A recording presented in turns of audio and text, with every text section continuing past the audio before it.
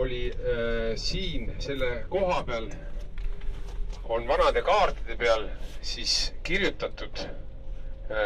nagu Linnamäe on kasutatud õigemini selle koha peal, kus on praegu elektrijaam, oli selline koht nagu Linnamäe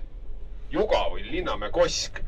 Ja kui seda siis hakati projekteerima 1916, siis isegi projekti peal on nüüd, see on selline rootsikeelne pealkiri, on selle ametlik nimi, on hüdroelektrijaam Linnamäe Kose juures. Ja samal ajal teda siis üheski sellises ajalooallikas veel ei olnud üldse nimetatud. Ja teine sükene huvitav lugu on see, et siin käis 1912 vist oli eksin paari aastaga, käis siin üks ajakirjanik, see oli vist ajalehest Olevik, kui ma õieti mäletan,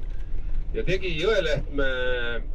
kihelkonnas selliseid kultuurireportaaže ja siis ta sattus siia ja kohalikud inimesed ütlesid selle sama Linnamäe kohta, et see on muistne Linnamägi. Kuna siis tol ajal olid juba päris palju Linnamägesi oli teada, mis nüüd olid siis kõik natuke teissugused, kui me kujutame ette näiteks Jäneda Linnamäge, et see on hästi ilusti välja joonustav sükene sängi moodi rajatis, siis ajakirjanik muidugi kirjutas, et see on kohalike inimeste selline romantiline arusaam sellest mäest.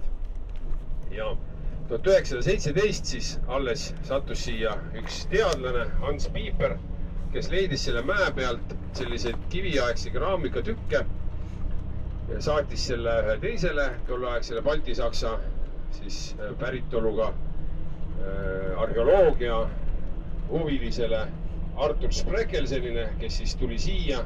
1917 ja siis tema tõesti tuvastas, et see ongi Linnamägi ja hiljem ta ka kaevas seda Linnamäge ja siis sai see kinnitust. Nii et tegelikult kohalikud inimesed teadsid seda, et siin on Linnamägi ja haritlased seda ei uskunud ja lõpuks ta ikkagi siis selgus, et inimestel on õige ja muidugi see nime küsimus ka.